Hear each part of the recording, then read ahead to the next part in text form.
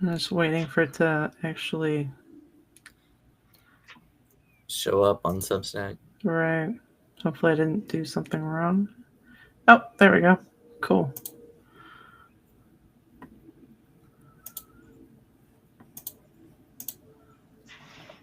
All right.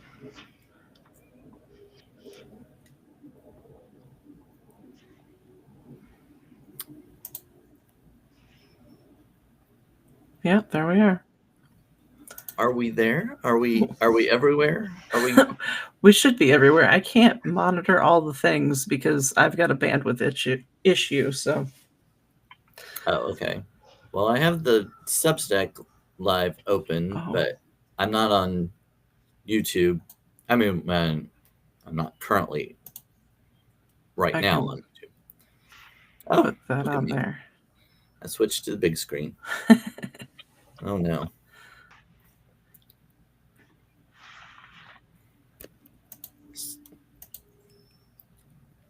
So are we ready? Shall we dive Well, in? Are we I'm ready. set up yet? Oh, okay. Yeah, we're good to go on my end. Well, hello everybody. I'm Brandon Elrich, joined by the poet Miranda and Sarah for our weekly trauma talk. What do we call it? Trauma and voices, trauma and signals and voices. There's so I many don't different. know. Trauma and voices, I guess. Oh, okay. Well, whenever I publish it, I publish it as trauma talk. So it's got trauma in the name. We're here for our weekly trauma.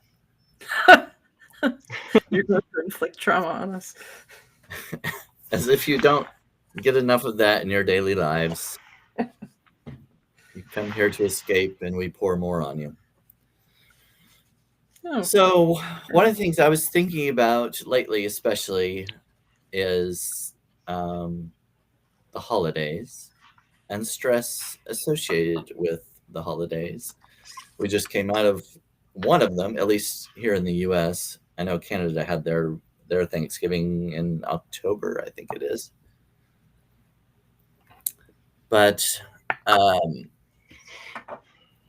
especially, I think everybody deals with stress around holidays with their families and things like that.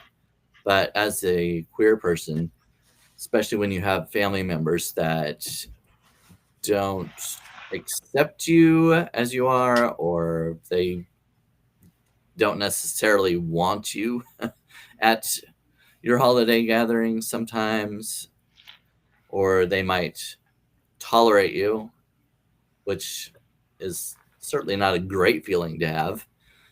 But No.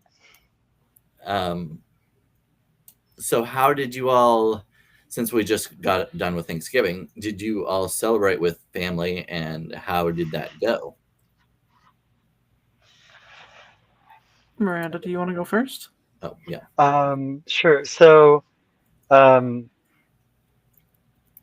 we have decided not to travel out of state, um, which it's hard, like not going to see family for the holidays. But the reason we made that decision is because last Christmas we did a road trip to go see my wife's family and to see my family, and I ended up getting threatened in a gas station because I'm one of those scary trans women. So I don't have the issue of like having to see family that doesn't accept me. My issue is that um, I don't get to go see family. And that was a really hard decision to make. And I know that there are a lot of trans people who regularly travel and have no issues. I know other trans people who have had the opposite, where they've been assaulted and had to deal with that on the road. Um, so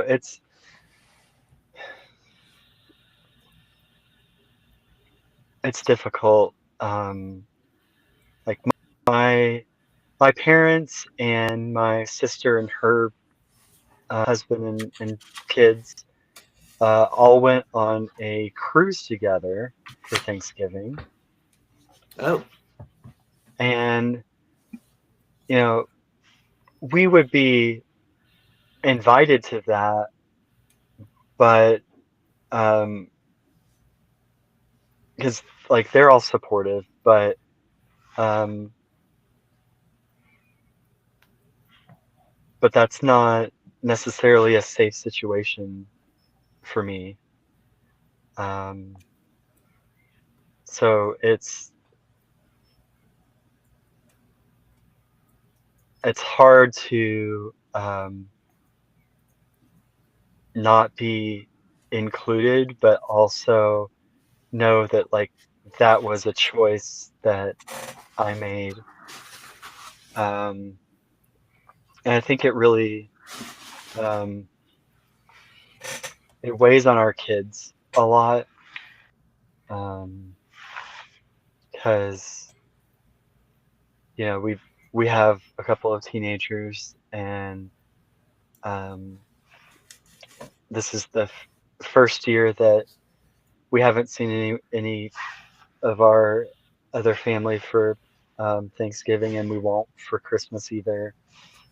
Um, so they've been talking about like, oh, I miss this thing that we always do with this set of grandparents, and I miss this thing that we always do with this set of grandparents, and um,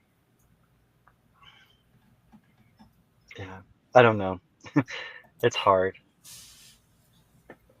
so do you ever like do they ever come to you? No, um, and like that hurts too because um, like we've always been the ones to go to the family, Yeah, and then we moved um, last summer. Um, my mom has come to see us one time, and that was when um, she was coming to Colorado anyway to care for her dad, who was um, in hospice at that point in time. Um, so we've got one visitor, and otherwise, like my parents haven't made a trip out here together. My sister and her family um, haven't come to visit, even though they travel a lot. Um, I think that one um, hurts the most because they travel so much as a right. family, but it's like, why why are we not good enough to come see? Um, Yeah, and my you know they in-laws have the haven't come to visit. Um, so yeah, knowing they have the ability and that they don't. Yeah, that's I can understand how that would be difficult.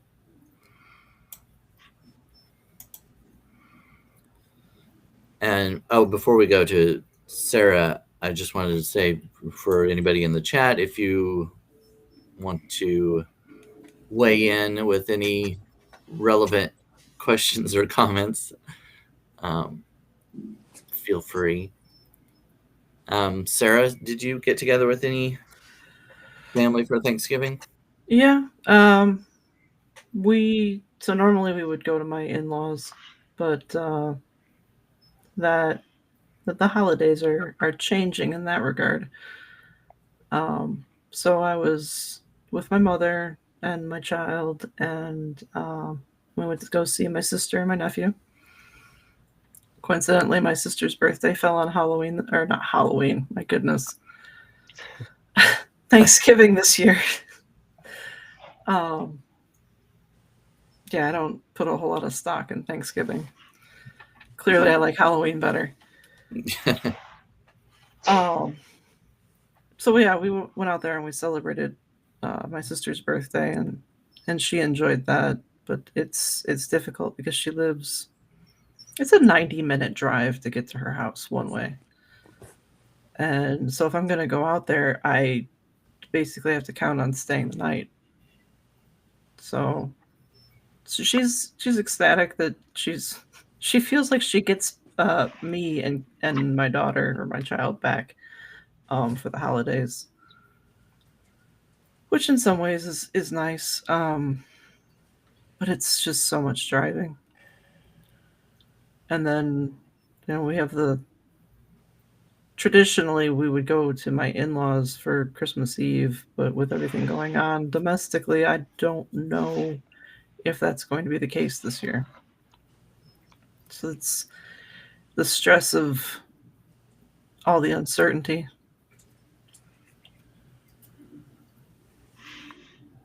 That's pretty much it for me for the holidays. Oh, I went to my parents' house, and I brought a friend, a straight female friend, with me, and I I always, I don't know, I wonder sometimes if my parents are still hoping that maybe we're dating or something, or that that maybe I'm not Like, gay. yay, he brought a woman home. Yay. Right, right, right. And I'm like, I don't know. I have that in the back of my mind. And then, well, a lot of times I have an aunt that many times comes, and she's very judgmental and nosy, and I've figured, oh, she's there, she's going to ask my friend a bunch of questions and ask if we're dating and that kind of thing. And I'm like, oh, but thankfully she wasn't there for the noon meal. I mean, my parents usually do, like, we have a big family, so they'll start at noon or whatever, and then have basically the foods out most of the day, or they'll put it away for a while and bring it back out in the evening or whatever. But my aunt wasn't there for the noon meal, which is the one we showed up for, and then we left before she came for the evening one. So that worked out well. But yeah, and the same will be true for Christmas, except I don't think my friend is going to come with me to Christmas. She has her family lives out of state. She doesn't always go home for the holidays and things, but so she didn't have anywhere to go for Thanksgiving. So I didn't want to just leave her alone. Oh, hello, Elaine. Hi, Elaine. Hello there. I'm on vacation this week, so I actually get to come to this one. I'm so excited. Oh, well, we're talking about holiday stress. And since we just got done with Thanksgiving, I was just asking everyone what they did for Thanksgiving, if they had they have issues with family and things, stresses around family. What did you do for Thanksgiving, Elaine?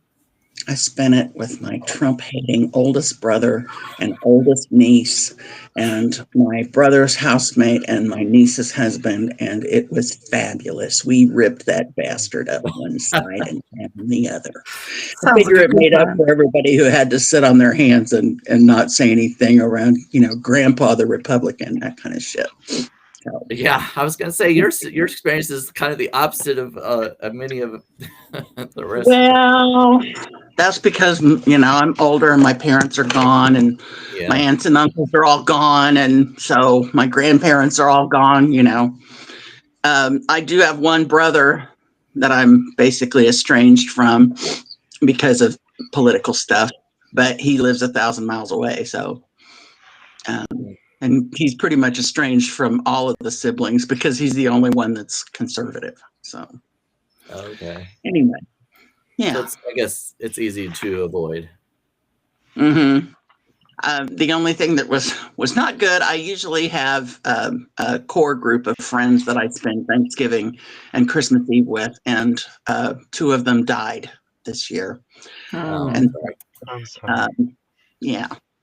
Anyway, one of them, he and his son always came, and they're Jewish, and they would come to my house on Christmas Eve, and of course, I'd always joke about how I was going to serve ham. I never did. So I don't really know what I'm going to do for Christmas Eve yet because I'll have to find somebody else to invite, I guess. But anyway, yeah, my parents moved 1,000 miles away like 6 months after I got my first apartment when I was 20. And they stayed there, for 35 years. My mom died while they were living up there. And my dad came down here and lived with me his last almost a year. But we were apart all those in like 35 years. And so I wasn't used to having Thanksgiving with family anyway. So I would Okay. get together with friends or whatever. Sometimes I'd go home for Thanksgiving, but not very often. So Well, that brings up another point I was thinking about, and if you have a family that you don't get along with, or maybe that's far away, or you can't spend time with them, there are alternatives. Like when I invited my friend over last year for a Friendsgiving meal, and Elaine was kind of talking about that with her group of friends.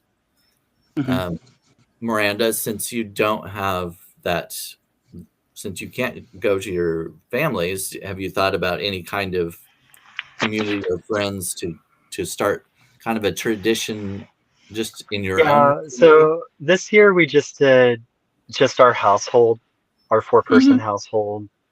Um, so like um, it was still nice, and like we went through the trouble of making a feast. Um, my wife made roast duck, um, and pumpkin pie and stuff, and um, but like I also um, checked in with um, some friends in the area who um, were either just doing Thanksgiving solo or were doing different friendsgiving things. Um, yeah, so I don't know if next year or if around Christmas we're gonna try to add more people in or not. We'll see. I used to do a thing since I live in a housing cooperative and we have a club room. I used to reserve it every Thanksgiving and I'd have like a neighborhood dinner. And it used to be Oh, pretty well. somebody reserved our club room. They were having a Yeah. good time. Well, I reserved it this year, but there was only going to be 5 of us. So I said, hell with it. We'll just be at my house. And since I didn't have Yeah. to actually cook, my oldest brother picked everything up from some local restaurant that was doing Thanksgiving takeout. And I didn't have to do anything except provide the venue and the dishwasher. Sounds like a good time. Anyway, Yeah. So anyway, yeah, it was nice. But yeah, there used to be a lot of older people in this neighborhood, and a lot of them were alone. And so the dinner down in the club room was real popular with them. And well, sad to say, they've mostly kind of died out. So last time I had my friends from outside were the only ones who showed up. And I said, well, I'm not going to do this anymore. I mean, it doesn't cost me anything because since I'm on the cooperative board, I don't have to pay to reserve the club room. But it's a pain in the ass to haul everything down to the, instead of just having it in my house. So, but yeah, I think the first time I ever went to a Thanksgiving without my, like a Friendsgiving or whatever, was probably I was like 25 or 26, and some woman invited me, and it was just, this bunch of lesbians. And of course, they were all talking about their, satanic ritual abuse traumas and the horror of their menstrual cycles and all that kind of shit. And I was like, yeah, won't be doing this again for a while. And I didn't for about another 15 years. But anyway. Yeah, we always had traditions growing up, and I miss some of the going to my grandparents' house, and we always went on Christmas Day. We'd open up our presents at home, stockings and whatnot, and then we'd have to be done by noon, because then we'd go to my grandparents' house. They always had it on Christmas Day, and of course they had presents there and a meal and everything like that. And as the family grew and my grandma passed away, that kind of dissipated. She was the one that kind of spearheaded all that, and without her, it's like nobody else, I guess, was as dedicated to it or really wanted it as much. So but that kind of kind of going off what Miranda said earlier about the kids missing certain things. We miss going here and doing this or whatnot. You can always make new traditions, because things fade away, people pass on, and you have to kind of create something new. And for those people, I mean, I think it happens with a lot of different people. You lose people and you move, and you kind of have to improvise and do something different. And sometimes what you come up with might be better than what you had before, inviting new friends over, and especially people who don't have other family, you can kind of bring them into your own, maybe. But yeah, I can't remember. There was something else I was going to go into next, and then now I can't remember what it was. So what are some of the things that you do to relieve that stress? Like if you do go into a family gathering and you have those family members that don't necessarily agree with you or that don't accept you, that kind of thing, are there ways that you cope or ways that you avoid that stress? And I'll start with one of mine. I was talking about my aunt that would often come to our family gatherings, and we usually have like a buffet line. We don't have like one big table that we pass around the food and stuff like that. We just go up and go through the line, and fix our plates and go sit down. So one of the things I do is I sit back and wait till she goes so I can see where she's going to sit. Yeah. I sit on the opposite side of the room or a different table or whatever it is, So my strategy is often to evade and avoid, kind of escape the judgmental eyes and mouth of some of my family members. Yeah, it's like sit with a little clique of family members that are allies and right, sort of have your own conversation. Right. Doesn't always work, but I can avoid pretty well. Does anybody else have any ways that you avoid certain family members or certain types of stress? I mean, I 1,000 miles away. Well, that's true. I was gonna say the family members that of mine that I know would be judgmental of me. Um, the one of them lives in Florida, so I'm not gonna see him. And um, my aunt from the same family lives not too far away, but we don't ever get together with them anymore because we just kind of stopped after my grandfather passed away because it seemed like that's the only reason we were getting together with them. Yeah, that was kind of like with mine, with my grandma. And then, going the prospect of seeing my in-laws over Christmas Eve,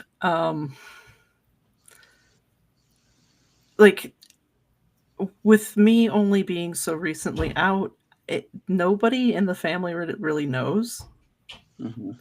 Okay. So my mother-in-law doesn't know. Like my mom knows, my sister knows, a couple of my cousins know. But like Joe's family doesn't know at all.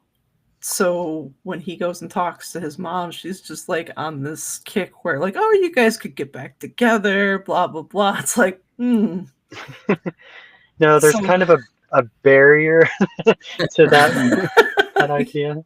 Yeah. But she has no idea. Right. So like I'm faced with this thing of like, all right, do I go over there this year for Christmas? Because he's not going to be there. He's going on a road trip with a friend. Oh. So like, do I take our child and go to Christmas Eve with his mother and his aunt? And then do I come out? Like, I don't know what to do. So that's one thing I was going to ask about.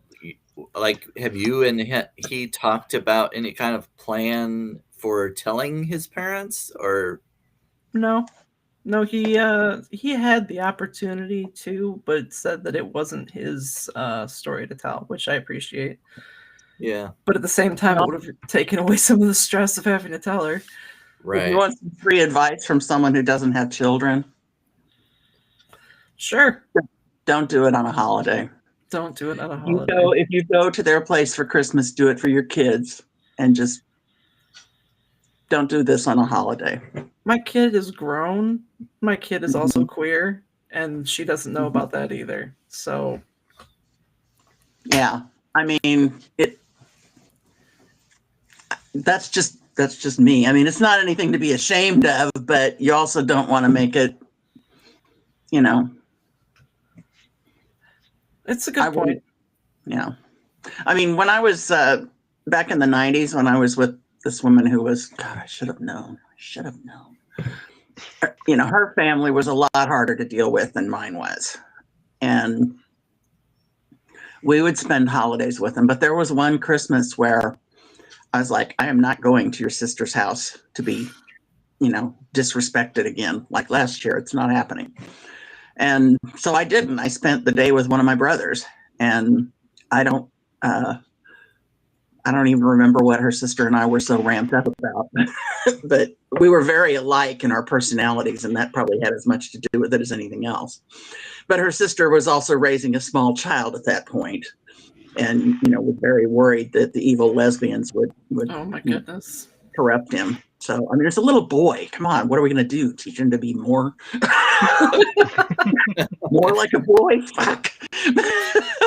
I mean, my nephew keeps saying that he wants to be a girl, but that's because he sees girls being able to do all these things. Like all of his cousins can swim, and my child is, an amazing artist, and so he sees all these powerful, feminine people that, yeah, and he just wants to be able to swim. I'm glad he sees it that way. Yes. Right. But anyway, no, I would not come out to them on a holiday. So that makes sense. Yeah. Probably is a good idea to think about when you're going to do it, though. And well, yeah, maybe not. Yeah. Well, I mean,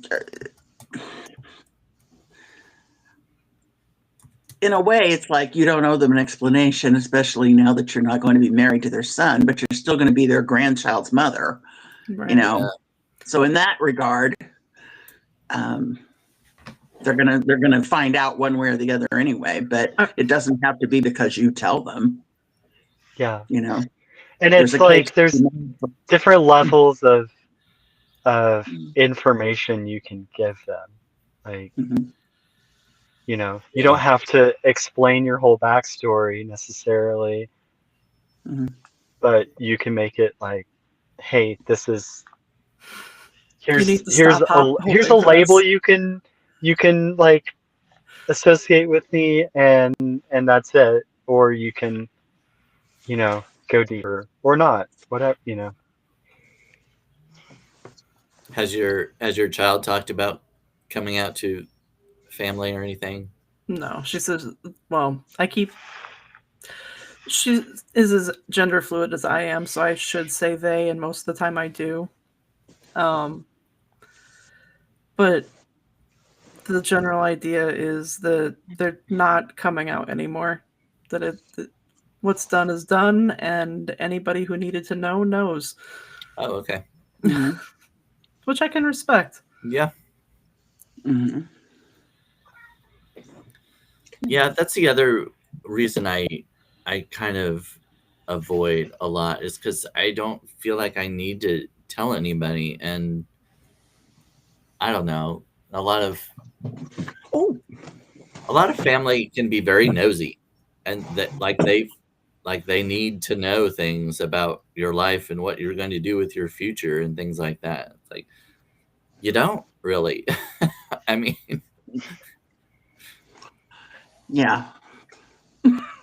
But it's kind of hard to deal with when you grew up with these people, you know, like my aunt is kind of like my second mother almost, you know. She helped raise us and stuff. We went over to her house all the time to play and stay the night, things like that. Did you have to do that? Sorry, one of the cats just knocked something over. Well, cats being cats. I put up my tree Saturday, and I put up 2 trees. I put up one in my living room and in front of my big window. You know, I wanted people to be able to see it, but I'm doing these lives and everything. I usually do it in my office area, so you know, I wanted to put up one as a backdrop. So it looks nice. Hopefully the blinking lights aren't too distracting for people. But anyway, I don't remember what I was talking about. Something about family being nosy. I don't know. But growing up with certain family, you feel like they've known you all your lives, and yet they haven't. Because like with me, I wasn't out.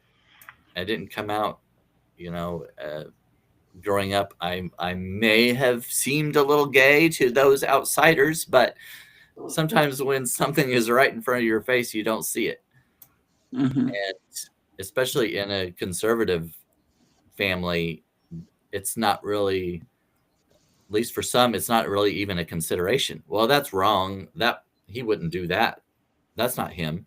Right. Yeah. You know, that's not even, it doesn't even enter their minds. It's like, well, that's just the way he is. And I don't know. That's kind of hard to deal with. Them realizing that you're not the person that they thought you were growing up. They've known you all your life, and all of a sudden there's this huge change in a way, at least to them. It's like all of a sudden he's gay. That doesn't compute sometimes. Yeah. But yeah, and then there's the religious aspect, going to the services, the Christmas, you know, the Christmas Eve service and Christmas, and of course Easter. And it's like the last time I went to a service, it wasn't on Easter, but they specifically addressed homosexuality, and I felt like I don't know. I felt like everyone was looking at me, and just felt very conspicuous and like, I don't want to be here. This was at a Christmas service? No. It wasn't a holiday service. Just the last time I was at any church service. Where do you get that? Yeah. But no, I haven't been back to church since then. I wouldn't mind going to one that was more, more accepting and open. And I know they're out there. I just, just have to actually go do it. Yeah, we actually live like a mile from the church that my mother-in-law grew up in. She's very conservative Southern Baptist now, but it's an ELCA church. They're very affirming, and so we've been to that church for 20 years. Yeah, so we've talked about, if we want to go to church, that might be one that we go check out, and that might blow her mind a little bit. What does ELCA stand for? Evangelical Lutheran Church in America. Oh, okay. I guess I'm the not familiar with that. Scandinavian. It's the Scandinavian Lutheran Church, basically. It's the largest denomination of the Lutheran churches in the United States. Missouri Synod is the next, and that's more the German, and they're more conservative. And then Wisconsin Synod is the far right loonies. Yeah. I guess I'm not familiar. There's an American Lutheran church now too that split off from the ELCA because they didn't like the same-sex marriage and the ordination of active LGBTQ people. So yeah, I know some have become. I know, like the Methodist, they started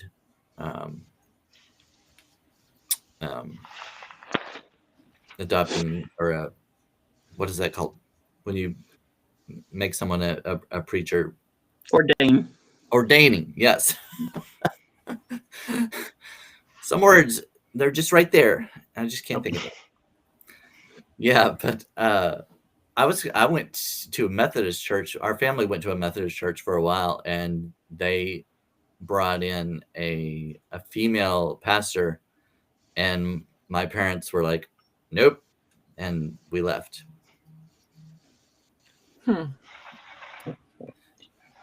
Yeah, because they were raised, my mom especially, she was raised in a Pentecostal church, and that was not allowed. Pentecostal, women could not be preachers. For some reason, they could be Sunday school teachers. Yeah. Which was, I don't know. I don't see really the difference. You're still that way. The guys don't have to teach Sunday school and deal with the kids. Yeah. They see Sunday school more as a child care function than any kind of like Christian education. And then also having the men be the preacher, the pastor, like whatever term they use, confers like a level of authority, and that's what's important in that structure, is the hierarchy of authority. Yeah, but on a basic level, you're still doing the same thing, right? I mean, you're still teaching the Bible to others, and if they really thought about it, teaching children has more of an impact. You know what I mean? I mean, when you're taught something when you were young, that really sticks with you. I don't know. Seems a little odd. But anyway, yeah, we went to the Methodist church until they brought in a woman. and then, of course, they started ordaining people in the LGBTQ community also. And I think do the Episcopals? Yes. Yeah, okay. Yeah. The mainline denominations would be ELCA, the Presbyterian Church, the United Methodist Church, the United Church of Christ, some of the Disciples of Christ. That's the heck of it. You know, they may use the same name, but in different congregations. You know, I worked for the Bishop of Missouri and Kansas for 5 years during the years I was in the ELCA. And there were a lot of congregations that were very conservative. And there were other congregations that were very liberal. You know, I mean, they had to follow the ELCA's. In order to stay an ELCA congregation, you had to agree to the same, standards or whatever you want to. But a lot of congregations left the ELCA over when they started ordaining active LGBTQ and performing same-sex marriages. Yeah, I think was it Wendy was talking about just a couple weeks ago. It seems like Methodists, some of the Methodist churches in the South, they didn't like that they were ordaining queer people and wanted to argue with it, and they said no, we're going to do it, and so they broke away from a faction of them, I guess, broke away. Yeah, I mean, I grew up 4th generation RLDS on my mom's side, and there's no church that has split more often than the Mormons. I mean, RLDS was just the largest and probably one of the first splits, and it came about because Joseph Smith's wife Emma, after he was assassinated, she hated polygamy and didn't want any part of it. And she had a son who was still a child when his dad was killed. So he wasn't old enough to lead a church yet. But she got some other guys who were cool with it, and they started the RLDS church. And once he was old enough, he became the president and prophet. So, and then it was passed down until I think 96 was the first time that they went outside the Smith family lineage. So. And a lot of people left over that. So, but in 1984, when they voted to that women could be ordained, a lot of congregations left the RLDS over that.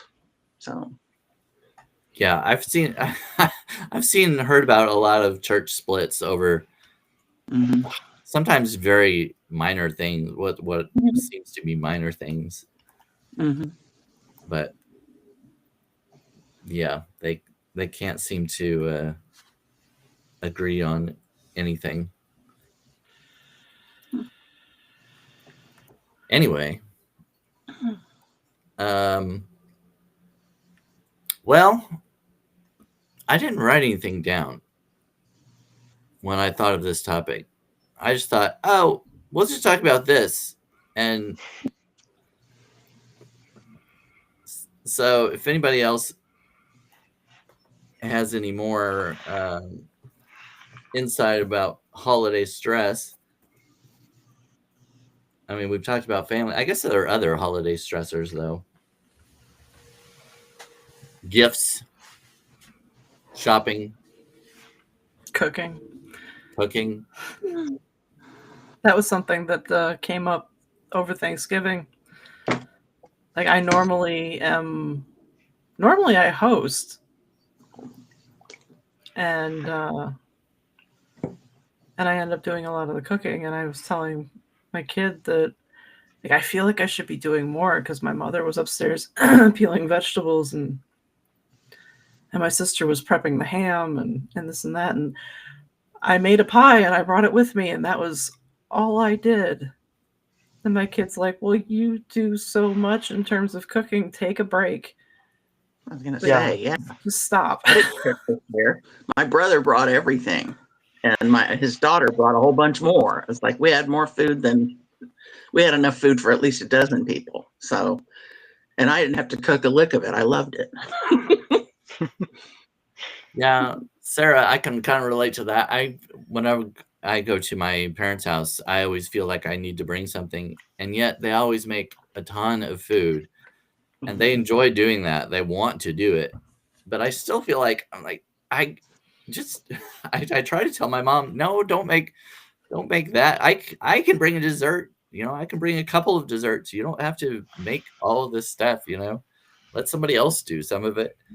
But even when I tell her that I'm going to bring stuff, she still makes it just as much as she would have otherwise.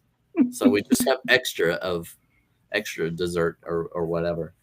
I feel This year I kind of brought an apple pie and a sweet potato cheesecake. oh, Nice. So I had some of that left over, so I brought it back home. But yeah, the good thing is there are always leftovers, and you can freeze a lot of stuff.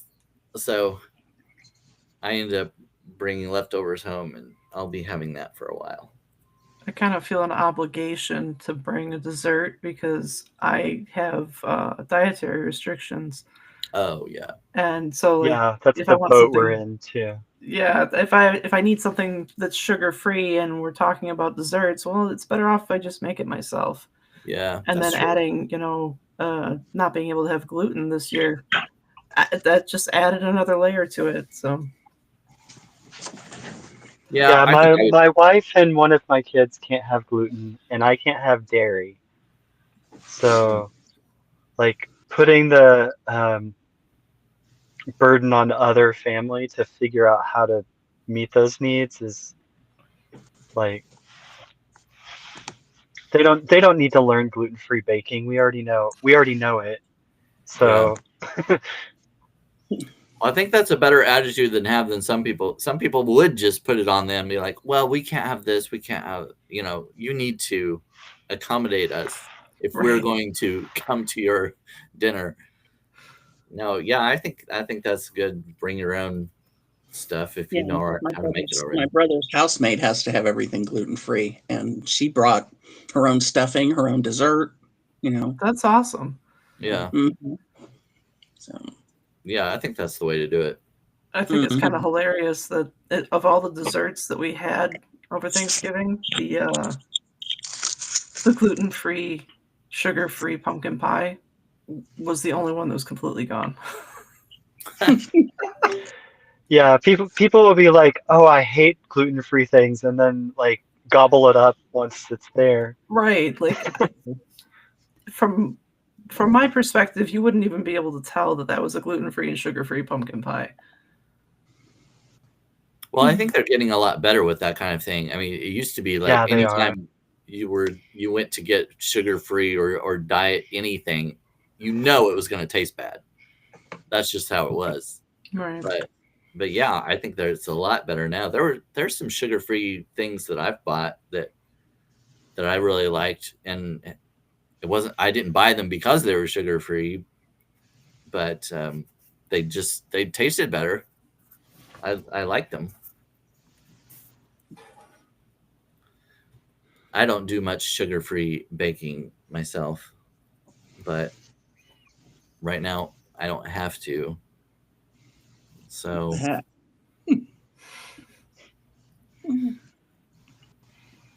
I just consider myself fortunate in that regard. My dad is I don't know if he's diabetic now, but he was at least on the verge. Like um, he was pre-diabetic or whatever the term is. Mhm. But Yeah. he's supposedly trying to watch what he eats. But from what I've seen, I don't see him. I I just say I watch everything I eat. I watch it does right here. right, Yeah. right. That's the only watching I've seen him do. On a seafood diet, I see food, I eat it. There Yeah, you go. exactly. But that's him. He's always it's food has always been a huge thing for him. He's always wants, when somebody comes up to the table or whatever, here we got this, we got that. He's got to point everything out to them. Here, try some of this, try some of. No, I'm not going to eat. Yeah, it's a context that he knows how to show Yeah, kindness or generosity or whatever. So Mhm. right, right. Yeah, My mom was the same way. yeah. Well, that's kind of like I'm sure you can relate when somebody dies in the family, what do people always bring over to the house? Yeah. Casserole dishes. It's Mhm. always food. Oh, yeah. Well, I mean, I come from a Polish family, so yeah, food, big time. Yeah. And at the funeral home too. Like, there's always food at the funeral home. Mhm. Oh yeah. I haven't experienced that. It's always at the home afterward that we do it, or the church reception. Maybe we have the dinner, but Oh, we do that too. Well, my Yeah. Jewish friends say that the basis of every Jewish holiday is somebody tried to kill us, they failed, let's eat. Yeah. I like it. So, but in a way, I can kind of understand the food thing, because when somebody passes away, mhm. you can't really do anything for it. I mean, nothing really helps, and you can't give them anything that will replace what they lost. But you can take the burden away from the burden of cooking away from them. They don't have to prepare meals for the next few days, or whatever Yeah. whatever you can. So that's something that I see that it's a benefit. Mhm. But yeah, a lot of people just show love in general, um, by cooking or feeding other people. Mhm. Mhm. Oh, I heard a ding. Yeah, I got my work computer over here. Oh, And technically took a late lunch. But I'm still getting emails. That's Oh. fine. Naturally. Yeah. I haven't heard from the office yet. I told my supervisor if they needed me to log in from home, I would. But I haven't heard anything yet, so that's good. so I'm you're supposed to all have a, you're off all this week? yes, I always take the week after Thanksgiving because it gives me a nice long holiday. And you know how Sunday night, Thanksgiving weekend, you're always like, fuck, where did it all go? Yeah. Yeah. 4 days, where did it all go? Yep. Now I'm going to be like, oh, fuck, 11 days, where did it all go? But yeah, that's 1 week. And then I always take the time between July 4th and my birthday, which is on the 12th. I always take that time off. And Very that way I have nice. a long break in the summer too. That's nice. Especially good now that I don't have to get in my fucking car and drive 15 and a half hours to Upper Michigan. No offense, Sarah. None taken. It's a long drive. Oh my God. It's a long drive within It is. Michigan to get up there. Mhm. It is. I went to Maine in August for a writer's retreat, and I drove up to first I drove to Niagara Falls, because I'd never been there before. Mhm. And then I drove from there to Maine, Old Orchard Beach, Maine. Whoa. Brandon, did you go through Canada or did you stay on the U.S. side? No, I was just on the U.S. side. Okay. Yeah, but I'm I afraid won't do on that. the Canadian side, I'd want to stay over there. I don't want to get Right. back. They Yeah, might I not let can me see back. Canada. Over the Rainbow Road, Rainbow Bridge, whatever it's Mhm. called. Mhm. But no, I didn't go over there. Mhm. But yeah, that was a long drive, and I don't want to do that again. Is Niagara Falls, is the Canada side in Quebec or Ontario? Oh, I don't know the province. I don't know. Geography is not my strong suit. No. I've I've never been been to to Canada, but Canada. only Ontario. So Yeah, I don't know which is which up there. A few years ago, we went through the Canada side to get to Niagara Falls, and the view from that side is amazing. And then after spending a few days there, we ended up driving up to Stratford so that my child could see the theater because she was super into theater at that time. And then we came home and then stayed the night at home and promptly drove to New Orleans.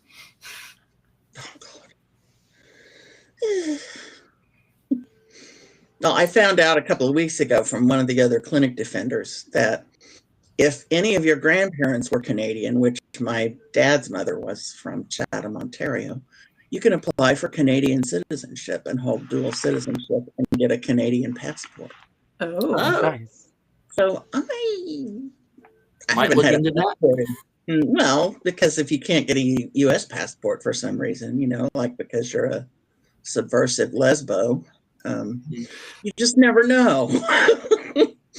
So I'm thinking about it, but I don't know.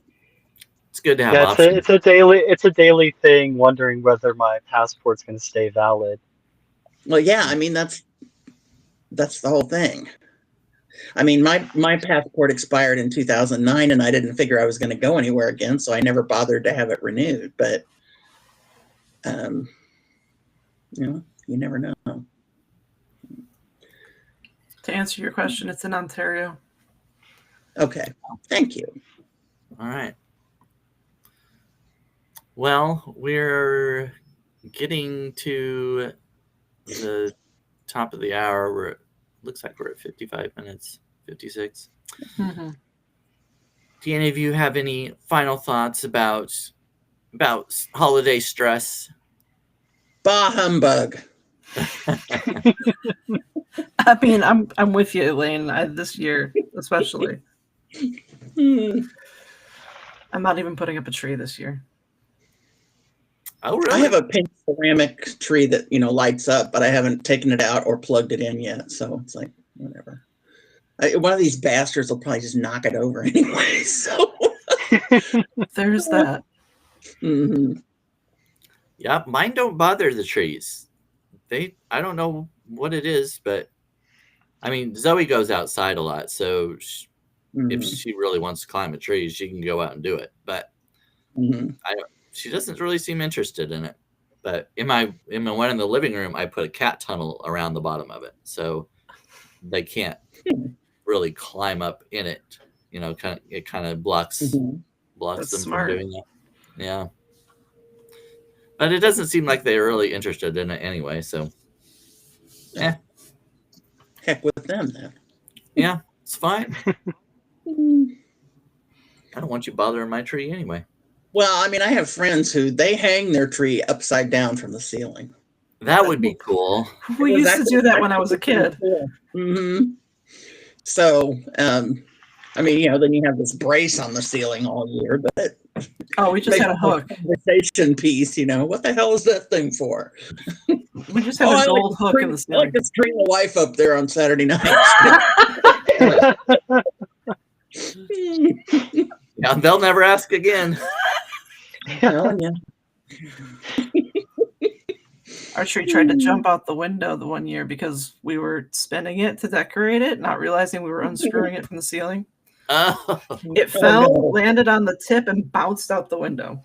Oh my gosh. Well, I decorated.